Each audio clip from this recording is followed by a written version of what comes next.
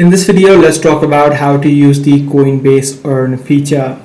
Now, this is a feature within Coinbase that lets you complete some sort of educational learning in exchange for rewards. So in order to use this feature, what you simply need to do is either you should be able to view the Earn tab directly being displayed on the bottom. If you don't see it, you need to simply head over to For You or the More options on the bottom right of the screen. Once you're inside of the Earn tab, you'll need to select from the available on-chain staking opportunities or the educational learning rewards as I just discussed.